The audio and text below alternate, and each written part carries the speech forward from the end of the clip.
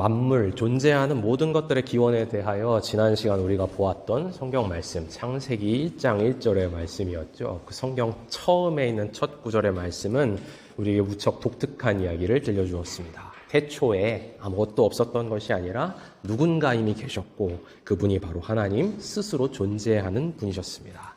또한 그 하나님이 그저 계셨던 것이 아니라 창조 행위를 통해 만물을 시작해 하셨고 존재케 하셨음을 말씀이 우리에게 말했습니다. 그리고 마지막으로 하나님이 만물을 존재케 하시며 만물에 생명을 주신 창조자이시기 때문에 그분은 또한 만물의 주인으로서 만물에 대한 주권을 주장할 권리가 있으며 피조물은 그 주권을 인정하고 창조주를 경배해야 마땅하다고 말씀을 우리에게 선언하고 도전했습니다. 여러분, 이 놀랍고도 대담한 창조의 메시지는요, 인간을 향해 두 가지 강력한 도전을 합니다. 첫째로, 인간이란 성경이 천지만물이라고 부르는, 천지만물이라는 용어를 사용하여 부르는 거대한 창조 세계 전체의 한 부분, 일부분임을 기억하게 합니다. 그리고 둘째로, 인간은 그가 속한 천지만물과 함께 동일하게 마찬가지로 창조주의 창조를 받은, 창조주의 지음을 받은 피조물이라 선언합니다. 이를 통해 태초에 하나님의 창조를 알리는 말씀은 인간의 오만, 마치 자신이 세상의 전부이며 자신보다 높고 크신 자가 없으며 마치 인간 자신이 스스로 존재하는 것처럼 여기는 그 인간의 오만과 교만의 정면으로 도전하고 있습니다. 그런데 여러분, 우리가 지난주에 이어서 창세기 1장을 또 보는데요. 창세기 1장이 우리에게 들려주는 하나님의 창조 이야기는 참 오묘합니다. 하나님의 창조 이야기는 인간의 교만과 오만을 도전하고 꺾음과 동시에 인간에게 무척 독특하고 특별한 존재의 의미와 가치, 존귀를 부여하기도 합니다. 여러분, 창세기 1장 보시면요. 창세기 1장은 아마도 다 한 번쯤은 읽어보셨으리라 생각이 됩니다. 우리가 성경 통독을 할 때 어쨌든 창세기를 읽기 시작하잖아요. 창세기부터 1장은 읽어보셨을 텐데요. 창세기 1장에 보면은 총 6단계에 걸친 만물 창조의 과정으로 구성되어 있습니다. 6단계, 6일. 그런데 그 중에 인간 창조, 사람을 창조하시는 이야기는 마지막 단계인 6번째 단계에 이루어집니다. 마지막 순간에 하나님이 인간을 지으셨습니다. 그러니까 하나님의 마지막 최종 창조물이 바로 인간인 것이죠. 그런데 단순히 순서상으로만 마지막일 뿐만 아니라 여러분이 6단계에 걸친 창조의 과정 전체를 쭉 조명해 보시면요. 첫 단계로부터 시작해서 어둠 가운데 빛이 임했던 첫 단계로부터 시작해서 마지막 6번째 단계에 이르기까지 각 단계가 지나면 지날수록 세상 만물은 점점 더 어떤 모습을 보이냐면 인간이 생존할 만한 무대, 아니 좀 더 적극적으로 표현하자면 사람이 마음껏 풍요롭게 생명을 누리고 살 수 있는 터전의 모습으로 점점 더 준비되고 완성되어져 갑니다. 그리고 다름 아닌 창조주 하나님 당신께서 그 과정을 뜻하시고 또 계획하시고 주도하는 것입니다. 그 과정의 마지막 단계인 말하자면 창조의 정점, 클라이맥스에서 인간은 마침내 하나님의 최종 걸작품으로서 지음을 받은 것입니다.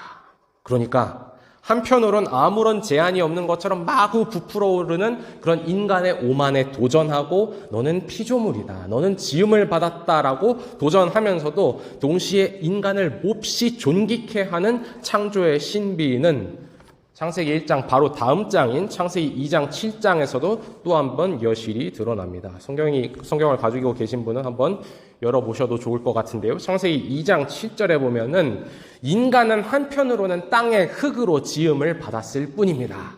흙에서 나온 존재입니다. 이는 다시금 인간이 천지 만물의 일부, 피조세계의 작은 한 부분임을 증언합니다. 그런데 동시에 같은 2장 7절 말씀이 뭐라고 이야기하냐면 인간의 코에, 흙으로 지은 인간의 코에 야훼 하나님 창조주 당신의 생기가 불어넣어졌다고 말씀합니다. 하나님의 생기로 말미암아 살아있는 영혼, 생명이 인간이다. 그렇게 말합니다. 이는 전체 창조 세계 속에서 인간 존재의 몹시 독특한 위치와 의미, 그 존귀함을 또다시 가리키고 있는 것입니다. 그런 의미에서 여러분, 창조의 메시지는요, 우리가 이 창조의 메시지를 묵상하면 묵상할수록 참 신비롭고 또 참 소중합니다. 창조의 메시지는 이 인간의 긴 역사 속에서, 그러나 특히 근대 이후에 강력하게 인간 세상과 역사를 지배했고 또 오늘날에도 여전히 우리를 지배하고 있는 그런 세속적이고 이기적인 인간 중심적 세계관을 반박하고 도전합니다. 그러나 동시에 창조 메시지는 내가 인간으로서 한 사람 한 개인으로서 존재하며 살아감에 있어서 아무런 의미와 아무런 가치, 인간으로서 사는 것에 아무런 존엄성도 발견하지 못하는 그런 허무함과 허무주의 또한 반박하고 있는 것입니다. 그렇다면 성경이 우리에게 말하고 싶은 바는 무엇일까요? 그 말하고 싶은 바는 분명합니다. 인간의 가치, 인간의 영광은 하나님께 있다는 것입니다. 오늘 본문 말씀인 창세기 1장 26절은 그것을 우리에게 분명하게 말하고 있습니다. 창세기 1장 26절 말씀 보시면요, 참 독특합니다. 다른 피조물들을 창조하실 때는 하나님이 그냥 있어라 하시면 있는 것으로 끝나게 되는데, 창세기 1장 26절 인간 창조 이야기에 이르러서는 하나님이 태초에 인간을 향해서 품으셨던 의지와 계획과 결단을 우리에게 알려주십니다. 우리에게 공유하십니다. 하나님이 인간을 지으시기로 뜻하셨을 때 하나님은요, 그저 단지 또 다른 또 하나의 어떤 피조물을 지으시려고 했던 것이 아닙니다. 26절과 이어지는 27절에서 연거푸 반복하여 드러나고 강조되는 바이지만 하나님은 인간을 무엇으로 지으셨습니까? 하나님은 인간을 당신 자신의 형상과 모양으로 지으셨습니다. 그렇게 창조하신 존재가 인간입니다. 네, 여러분 한번 질문을 드려볼게요. 인간이 하나님의 형상이다. 이런 이야기는 여러분 많이 들어보셨을 텐데요. 형상이란 무엇입니까? 조금은 추상적인 단어죠. 형상이라는 것은 형상이 가리키고 있는 본체를 보여주고 본체를 표현하며 본체를 가리키고 본체를 대변하는 것입니다. 그러니까 인간이 하나님의 형상이라는 말씀의 의미는 즉 인간이 창조주이신 하나님을 보여주고 창조주이신 하나님을 표현하며 창조주이신 하나님을 가리키고 하나님을 대리하고 대변하는 존재라는 것을 의미합니다. 어떻게 인간이 하나님을 대리하는 형상이 되는지에 관해서는 이따가 추후에 좀 더 보게 될 것입니다. 그런데 하나 더 있죠. 하나님의 모양이란 또 무엇일까요? 하나님의 모양. 잠시 여기서 딴지를 하나 걸자면 이 모양이라는 우리말 번역은 좀 못마땅합니다. 이게 좀 모호해요. 모양이 무엇일까? 이게 히브리 말로 네무트라고 하는 것을 우리말로 모양이라고 번역한 것인데, 여러분이 독일말 성경이나 영어 성경을 보면은 훨씬 의미를 잘 살려 번역했습니다. 모양이 도대체 뭐냐 했을 때 독어로는 like zu sein, ähnlich zu sein, ähnlichkeit, 영어로는 likeness입니다. 그러니까 이게 무슨 말이냐면 우리말로 모양이라기보다는 비슷함, 유사함, 뭐뭐와 같음, 좀 더 쉽게 번역하자면 뭐뭐와 닮음에 해당하는 것입니다.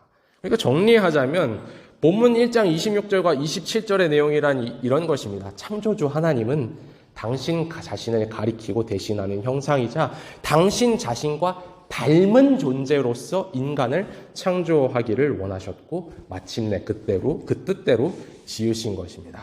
인간은 하나님의 형상으로서 하나님을 닮은 존재로서 만물 가운데 존재합니다. 이게 창조 이야기가 말하는, 성경이 말하는 인간의 몹시 독특하고 특별한 의미이자 가치이고 또 영광입니다. 여러분, 인간의 존엄성에 관해 물을 때, 인간의 존엄성에 관하여 물을 일이 많잖아요, 세상에는. 인권에 관하여, 인간의 존엄성에 관하여 물을 때 세상이 우리에게 줄 수 있는 최선의 답변은 무엇이냐면요, 너도 인간이고 나도 인간이고 저 사람도 인간이고 우리도 같은 인간이기 때문에 그걸 존중하라고 호소할 수 있을 뿐입니다. 너도 인간이잖아. 저 사람도 인간이잖아. 그렇게 호소할 수 있을 뿐입니다. 그런데 성경은 이렇게 대답하고 있는 것입니다. 인간이 그 존재 자체로 존엄한 이유는 인간이 하나님의 형상으로 지음을 받았기 때문이라고 말입니다. 하나님이 인간을 향해 나의 형상이라고, 나의 닮은 자라고 말씀하셨습니다. 선언하셨습니다. 따라서 인간의 존엄을 짓밟는 것은 곧 형상의 본체이신 창조주 하나님 자신에 대한 도전이기도 합니다. 교회 여러분, 인간이 하나님의 형상이다. 인간이 하나님의 형상으로 지음을 받았다. 다름 아닌 내가, 인간인 내가, 그리고 인간인 당신이 하나님의 형상이다. 그 말씀을 가지고요. 그 창조의 말씀을 가지고 우리가 우리 자신을 지켰으면 좋겠습니다. 인간이 하나님의 형상으로 하나님의 모양 또 하나님의 닮은 꼴로 지음을 받았다고 선언하는 말씀은요. 또한 인간이 하나님과 독특하고 특별한 관계로 지음을 받았음을 가리키고 있습니다. 하나님과 모든 만물 사이에는 창조주와 피조물이라는 관계가 있습니다. 그렇죠? 여러분, 인간만 피조물이 아니고요. 강아지와 고양이, 산과 바다, 하늘과 땅, 행성들도 피조물입니다. 이 피조물된 모든 만물에는 창조주의 흔적이 남아 있습니다. 우리가 부르는 찬송가의 어떤 찬송가 가사처럼 자연 만물 속에서 우리 믿는 자들은 하나님의 높고 위대하심을 발견하고 찬양하기도 합니다. 마치 어느 작품에든 그 작가의 흔적이 남듯이 곡에는 작곡가의 흔적이 남고 그림에는 화가의 흔적이 남고 또 조각에는 조각가의 흔적이 소설에는 문학가의 흔적이 남듯 피조물 곳곳에는 하나님의 흔적이 남아 있습니다. 그래서 시편 19편 1절을 보면 시인이 이렇게 노래하였습니다. 하늘이 하나님의 영광을 선포하고 궁창이 그의 손으로 하신 일을 나타내는도다. 이렇게 표현하였습니다. 자연 만물이 위대한 창조주의 어떤 흔적을 가지고 있고 그 창조주 자신을 지으신 예술가인 창조주를 가리키고 있다는 것이죠. 그런데 모든 피조물들 중에서도 유독 인간은 단순히 그런 수준의 관계에 머무르지 않습니다. 인간이 하나님의 형상과 하나님의 모양을 따라 하나님의 닮은 존재로 지음을 받았다는 것은 또 다른 차원의 이야기예요. 단순히 어떤 작가와 작품 사이의 관계를 넘어서서 생명을 전달하고 공유하는 부모와 자녀 사이의 관계를 지칭하는 표현입니다. 형상과 닮음. 성경 안에서 이를 확인할 수 있는 꽤 재미난 본문이 하나 있는데 오늘 본문과 별로 멀지 않습니다. 창세기 5장 말씀인데요. 창세기 5장에 보시면은 여기에 뭐가 나오냐면 첫 인간 아담과 하와의 계보, 족보가 등장합니다. 족보 참 지루하죠? 근데 그 족보 안에 재미난 내용이 있어요. 계보가 이렇게 시작되는데요. 5장 1절. 이것은 아담의 계보를 적은 책이니라. 하나님이 사람을 창조하실 때 하나님의 모양대로 지으시되 남자와 여자를 창조하셨고 이렇게 계보가 시작돼요. 그러니까 보시면요. 오늘 본문 1장 26절, 27절과 거의 동일한 표현이 등장하죠. 하나님이 하나님의 모양대로 인간, 남자와 여자를 지으셨다. 그런데 그 계보를 따라가서 5장 3절에 보면 이런 말씀이 나와요. 이런 표현으로 계보가 이어집니다. 5장 3절. 아담은 130세에 자기의 모양, 곧 자기의 형상과 같은 아들을 낳아 이름을 셋이라 하였다. 이런 표현이 나와요. 잘 생각해 보시면요. 이 말씀을 잘 보시면 형상과 모양이라는 표현이 어디에 사용되고 있습니까? 부모와 아들의 관계, 아들 사이의 관계에 사용되고 있음을 볼 수 있습니다. 여러분, 자녀는 부모의 형상이자 부모의 닮은 꼴입니다.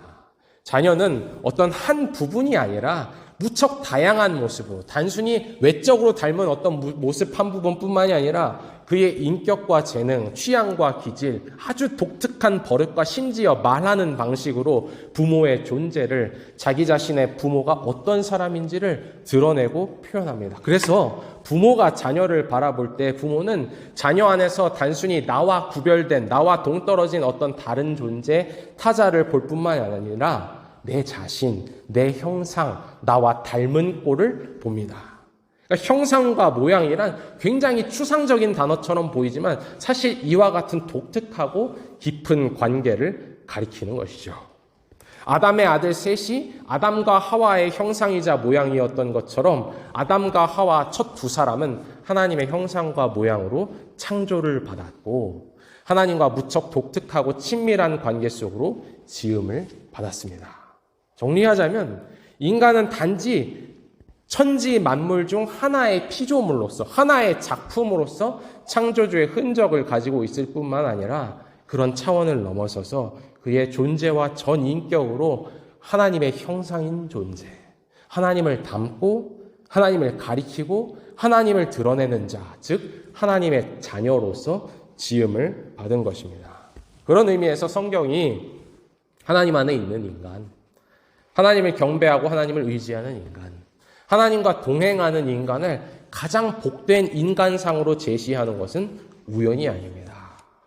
피조세계를 넘어 하나님과 깊은 사귐 속에 있는 것, 그것이야말로 창조사건이 말해주는 인간 존재의 본래적 의미와 목적을 이루는 것이기 때문입니다. 반대로 말하자면 인간이 아무리 많은 것을 가지고 있고 누린다 하여도 하나님과의 교제와 사귐 속에 살지 않는 것은 그야말로 가장 큰 비극입니다.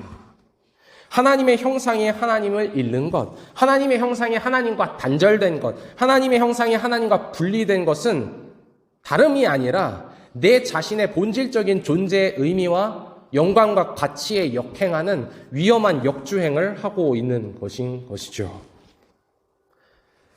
인간이 하나님의 형상으로 창조를 받았다는 것은 세 번째로 인간에게 독특한 사명과 역할이 있음을 의미하기도 합니다.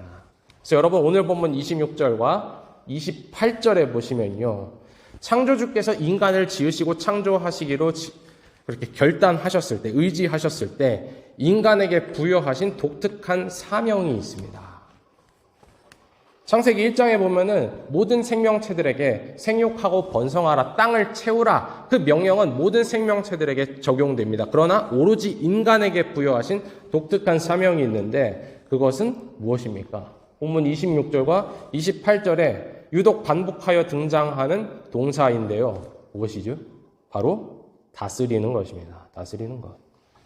정확히는 천지 만물, 땅과 하늘과 바다에 있는 모든 것들, 모든 피조 세계를 다스리는 것입니다. 여러분 이 사명은 참 놀라운 말씀이죠. 왜냐하면 우리가 지난 시간에도 봤지만 창조의 이야기를 따라서 보면은 이 사명을 명하심은 다름 아닌 하나님 당신께서 막 지으신 그 소중한 세상 전체를 인간에게 고스란히 위임하고 위탁하는 것이기 때문입니다. 지난 주일에 우리가 분명히 생각했던 내용이지만 창조자께서 곧 창조주이신데 창조주께서 창조 세계 만물에 대한 주권을 인간에게 위임하셨다는 것입니다. 마치 부모가 자신을 닮은 자신의 형상된 자녀에게 가업을 물려주고 위탁하듯 하나님께서는 자신의 형상된 인간에게 만물을 맡기신 겁니다. 여기서도 하나님과 인간 사이에 아주 독특한 관계가 또 한 번 표현되고 있는 것이죠. 그런데 반대로 천지 만물 속에 있는 다양한 생명체들의 입장에서 보면요. 이 사명이 주어짐과 함께 인간은 정말 다른 피조물들에게 있어서도 하나님의 형상이 된 것입니다. 피조세계의 입장에서 보면 인간은 이제 하나님의 대리자이자 대리인입니다. 이 사명이 인간에게 주어진 순간부터, 다스리라는 사명이 주어진 순간부터 자연 만물, 세상과 그 안에 존재하는 모든 생명체들은 자신들이 본래 창조주 하나님께로부터 받고 기대해야 할 모든 통치와 돌봄, 리더십과 인도, 유지와 발전을 이제 하나님의 형상이요 대리자인 인간에게 받아야 합니다. 여기서 잠시 흥미로운 이야기를 하나 들려드리자면, 흥미로울지 아닐지는 말씀을 드려봐야 알겠지만 고대 근동의 종교들, 특히 고대 이집트 종교 안에도 보면은 신의 형상이라는 개념이 있었습니다. 거기서도 신의 형상, 신의 형상됨이란 무엇이냐면 신을 대신하여 세상을 다스림, 통치를 의미했습니다. 그런데 차이가 무엇이냐면요. 성경과 고대 종교의 차이는 무엇이냐면요. 그 고대 종교 안에서 신의 형상이란 성경처럼 오늘 본문 말씀에 나오는 것처럼 인간, 남자와 여자를 포함한 모든 인간 존재가 아니고요. 오로지 왕, 황제, 군주만이 신의 형상으로 여겨졌습니다. 그러니까 이집트 종교에서는 파라오가 신의 형상이라고 이야기했던 것이죠. 오로지 정점에서 권력을 쥐고 있는 1인자만이 신의 형상이자 신의 대리인, 신의 아들을 자청할 수 있었던 것이었습니다. 그런데 성경의 창조 이야기는 그렇게 말하지 않는 것이에요. 그렇게 말하지 않고 이미 태초부터 창조의 시작부터 창조주 하나님께서 오늘 본문 말씀에 분명히 나오듯 남자와 여자, 인간 모두가 하나님의 형상이자 하나님을 닮은 존재로 세상에 지으심을 받았습니다. 그런 존재로 창조되었습니다. 그리고 남자와 여자 두 사람, 그리고 그들로부터 앞으로 나오게 될 인간 모두가 하나님의 형상으로서 세상 만물, 창조 세계 구석구석 영역 곳곳에서 창조주로부터 받은 재능과 소명을 마음껏 펼치며 다스리고 만물을 경영하도록 무언가를 생각하고 상상하고 만들어내고 개발하고 발전시킬 사명을 받았습니다. 그러니까 피조 세계는 인간의 집이자 인간의 동산, 인간의 무대이자 인간의 공방, 인간의 작업장이자 인간의 텃밭, 인간의 놀이터이기도 한 것입니다. 하나님의 형상대로 지음을 받은 인간에게 무궁무진한 가능성이 열려버린 것이죠. 그런 것을 보면은 여러분 이런 현상도 이해할 수 있습니다.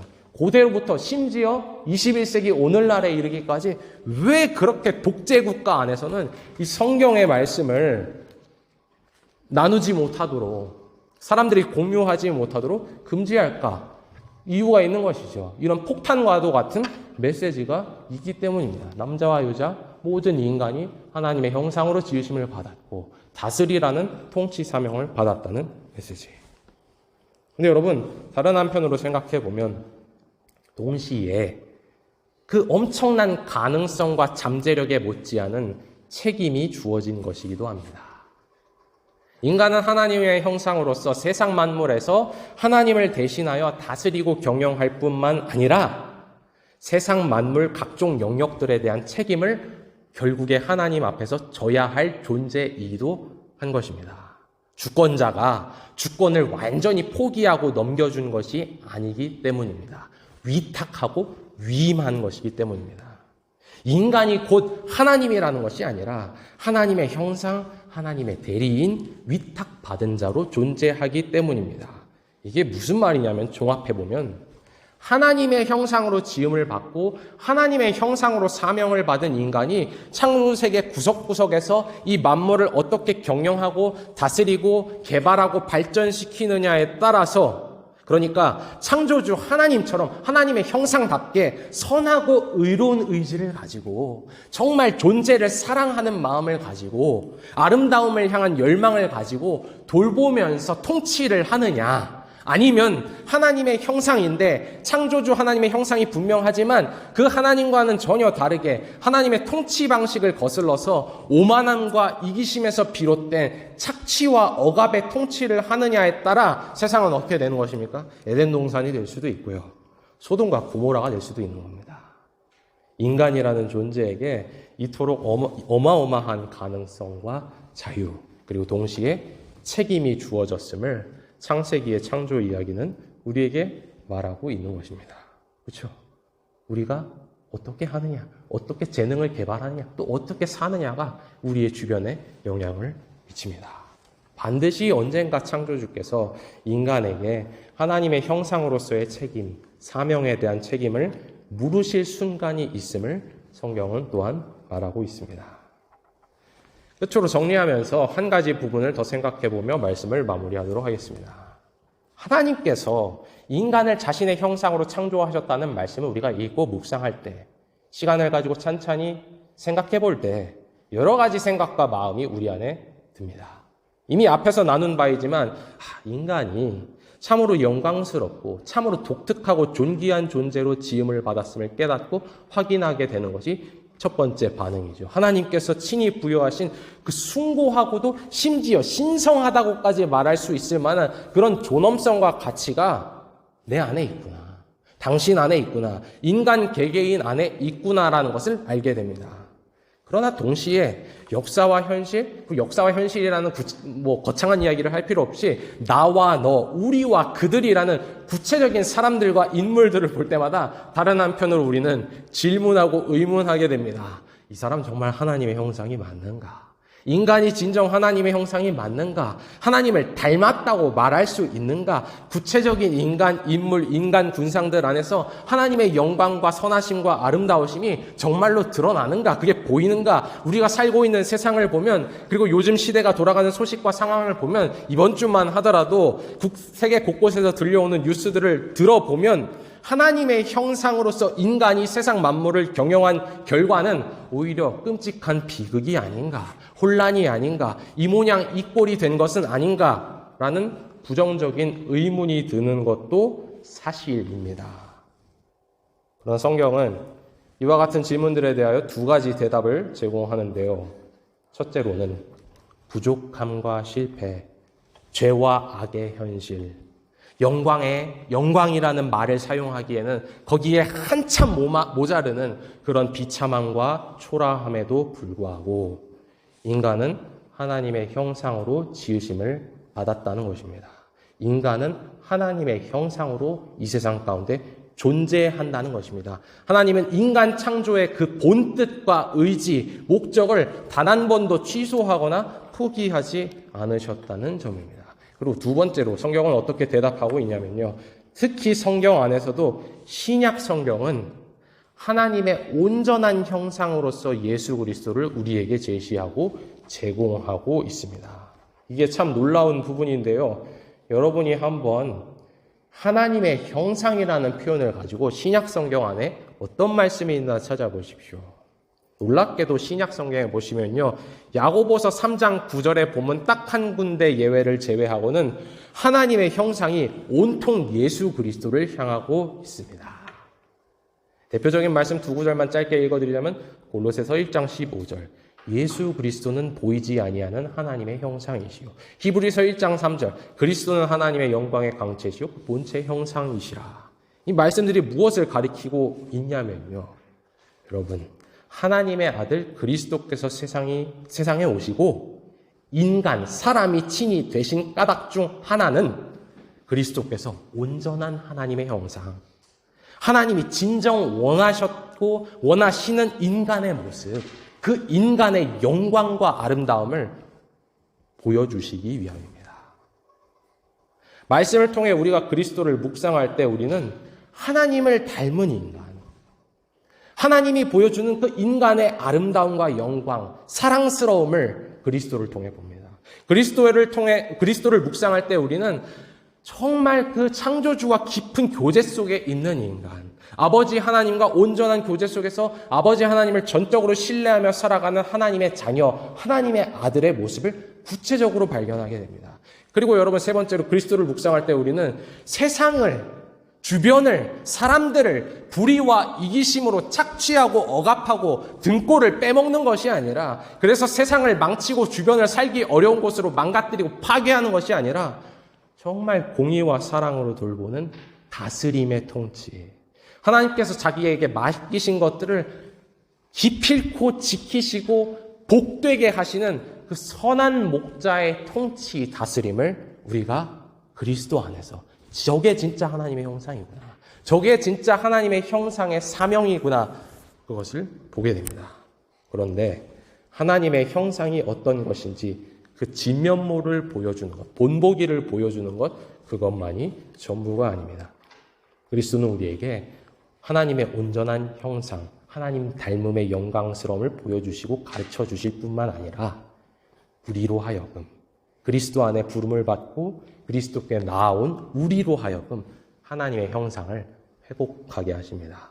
그분은 단순히 본보기이자 모범이자 롤 모델일 뿐만 아니라 망가진 형상의 아픔과 저주로부터 우리를 건져내 주시는 구원자이자 회복자이자 능력의 공급자이십니다. 무엇보다도 그리스도께서는 하나님의 영, 창조의 영, 성령을 우리에게 부어주셔서 우리를 새롭게 하시고 진정한 참된 하나님의 형상이 되게 하십니다. 우리에게 영광을 주시고 우리의 사람으로 가질 수 있는 아름다움을 주시고 선함과 의로움을 주십니다. 여러분, 그래서 마지막으로 성경, 신약성경 고린도후서 4장 18절에 보면은 이런 말씀이 있어요. 신약성경 이렇게 이야기하는데요. 우리가 다 수건을 벗은 얼굴로 거울을 보는 것 같이 예수 그리스도의 영광을 보매 그와 같은 형상으로 우리도 변화하여 영광에서 영광에 이르나니 곧 주의 영으로 말미암음이니라. 그리스도께서 우리로 하여금 하나님의 형상의 본질, 영광을 회복하게 하십니다. 사랑하는 교회 여러분, 여러분은 하나님의 형상입니다. 여러분 그것을 잊지 마십시오. 그 어떤 것도, 그 어떤 실패와 좌절과 부딪힘도, 주변에서 몰려오는 압박과 공격과 비판에도 불구하고 여러분이 하나님의 형상임을 잊게 하진 마십시오. 또한 하나님의 형상인 사랑하는 교회 여러분, 그 형상에 정말 형상이 가진 그 아름다움, 그 형상이 본래 뜻한 그 영광스러움을 여러분 소망하십시오. 그저 명목상 하나님의 형상일 뿐만 아니라 나의 존재와 영혼, 나의 인격과 삶과 나의 일과 업들이 하나님을 담고 하나님을 반영하고 하나님을 드러내기를 소원해 보십시오. 누군가가 나라는 존재를 봤을 때, 누군가가 나라는 존재를 만나서 대화를 할 때, 만남을 가질 때 그 사람을 통해 하나님을 보게 되었다라고 고백하는 순간을 소망하십시오. 하나님은 그리스도를 보내어 여러분과 저를 새롭게 하시고 영광의 형상으로 빚어 나가기를 원하십니다. 우리 홀로 그것을 해내라 한다면 할 수 없지만 온전한 하나님의 형상이자 우리의 구원자이신 그리스도께서 분명 우리를 도와주실 것입니다. 네.